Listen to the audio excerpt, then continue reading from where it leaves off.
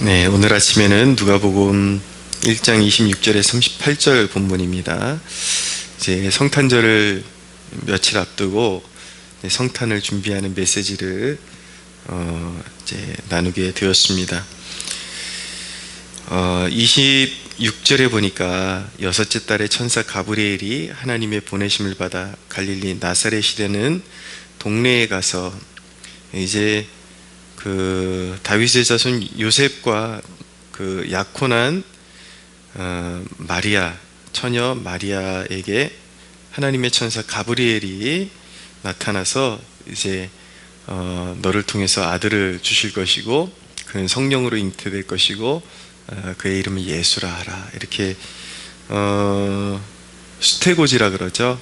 이제 아들을 낳을 것을 이제 고지해주는 그런 대목입니다.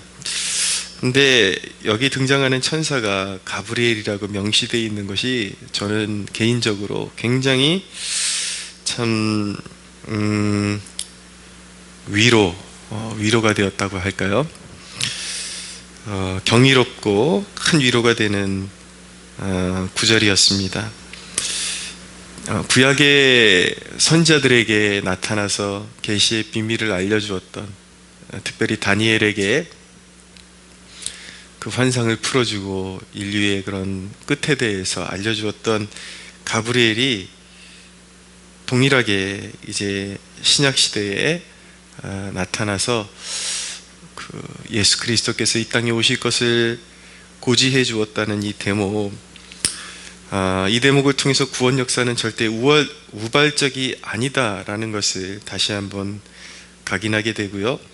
또 구약의 예언이 너무나도 신실하게 천사 가브리엘을 통해서 성취되고 있다라는 것을 보게 됩니다.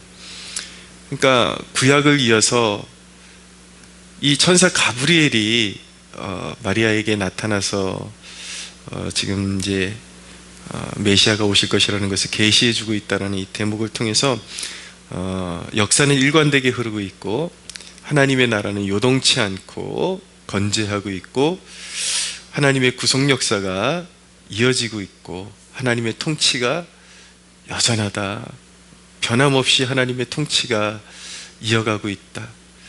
구약의 선지자들을 통해서 그리스도를 보내주시겠다고 하신 하나님께서 약속을 성취하고 계시고 또 그 하나님께서 장차 믿는 자들에게 약속하실 모든 것들을 이루실 것이라는 것, 하나님께서 다스리신다는 그 말씀이 입에 발린 말씀이 아니라 진실로 그러하고 온 세계의 천하 만물이 하나님과 그리스도께 복종하게 될 것이다.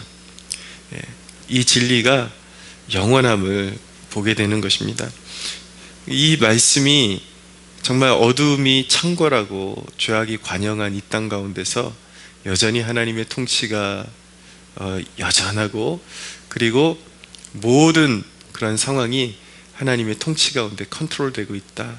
그리고 마침내 하나님의 구원 역사는 이루어질 것이다 라는 그러한 기대를 우리에게 주는 것이죠. 자, 더 구체적으로 구원 역사는 어떻게 이루어졌는지 좀 살펴보면은, 첫째, 천사가 마리아를 찾아왔습니다.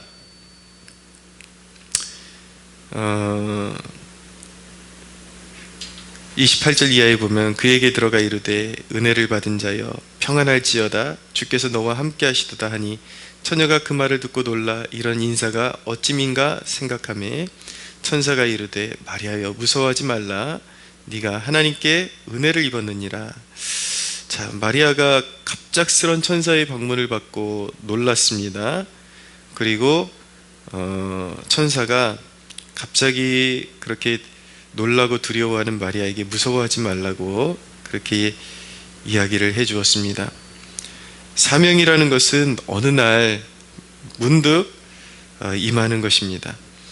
근데 마리아에게는 그것이 우발적인 사건으로 느껴졌을 거예요. 어떻게 나에게 이런 일이 있을까? 그리고 과연 내가 무슨 자격으로 하나님의 은혜를 받아서 이런 사명을 받을까?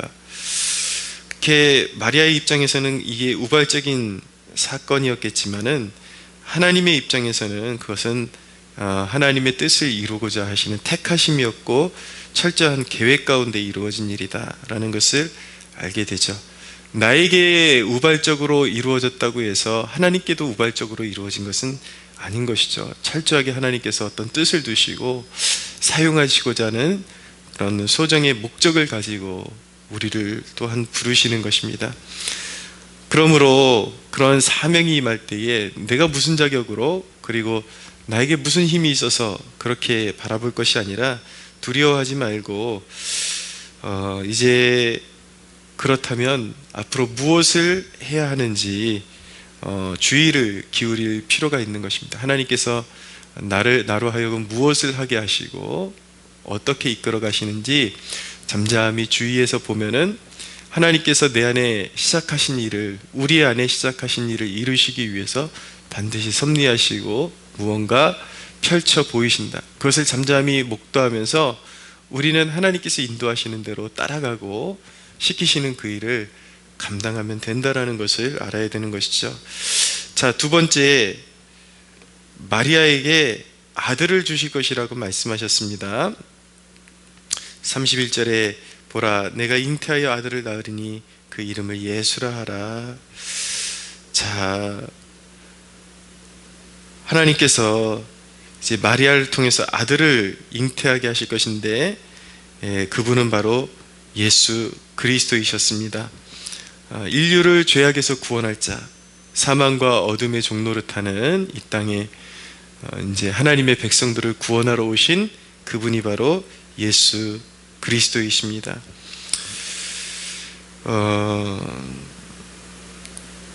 하나님께서 마리아에게 은혜를 입혀주셨는데, 분명히 은혜를 입혀주셨는데 그 사명이 무엇이냐면 처녀가 아들을 낳는 것이에요.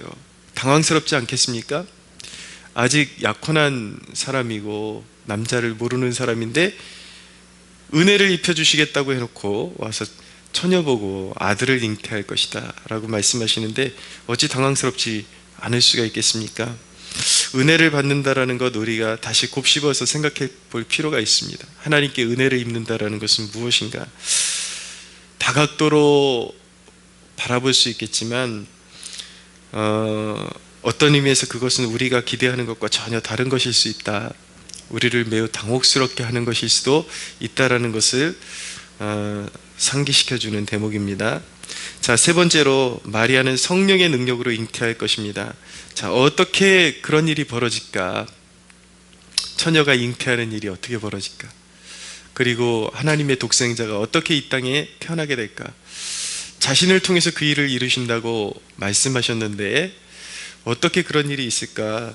사람의 힘으로는 안 되지만 가브리엘이 이야기하기를 35절에 천사가 대답하여 이르되 성령이 내게 임하고 지극히 높으신 이의 능력이 너를 덮으리니 이러므로 나실 바 거룩하신 이는 하나님의 아들이라 일컬어지리라.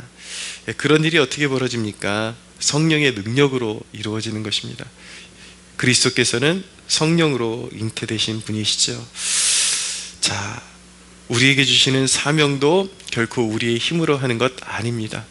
하나님께로부터 온 사명은 인간의 힘으로 절대 이루어지는 것이 아닙니다.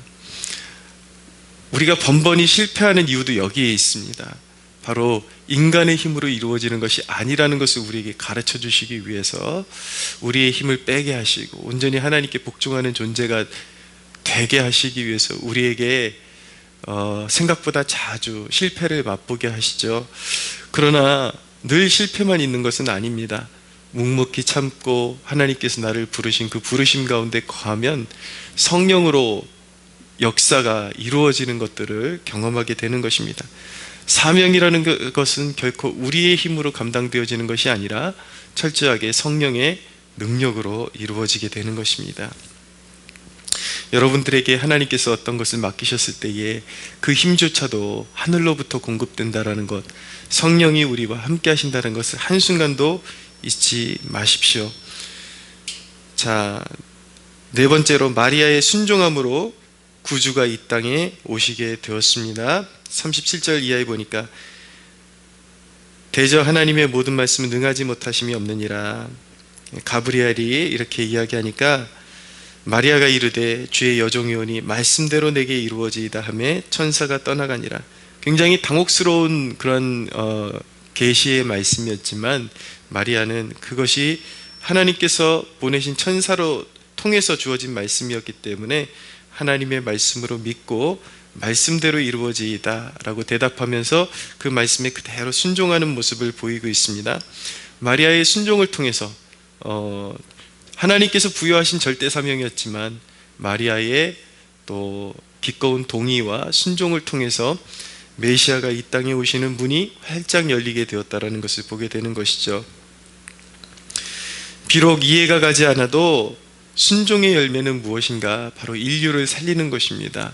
가정을 살리고 이웃을 살리고 인류를 살리는 것, 좋은 열매를 맺는 것, 그것이 바로 하나님 앞에 순종하는 것의 열매라는 것을 배우게 되는 것이죠.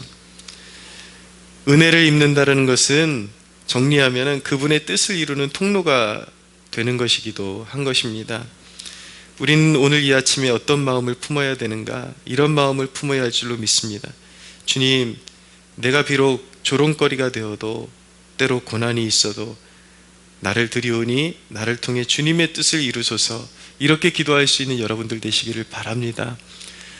거기에는 이해가 가지 않는 그러한 그림들이 있지만 그것은 분명히 열매 맺는 길이고 단순히 나 한 사람만 사는 길이 아니라 비록 나에게 어떤 고난이 있을지 모르겠지만 그것을 통해서 바로 이웃이 살고 가정이 사는 길이 될 줄로 믿습니다. 한 알의 밀이 땅에 떨어져 죽지 아니하면 한 알 그대로 있고 죽으면 많은 열매를 맺느니라 라고 말씀하셨는데 그대로 순종하고 따라가십시오. 이해가 가지 않아도 부르신 그 길에 서 계십시오. 그럼 반드시 좋은 열매를 맺게 될 것입니다. 이런 과정을 통해서 이 땅에 그리스도를, 우리의 구주 예수님을 보내주신 하나님을 이 아침에 송축합니다.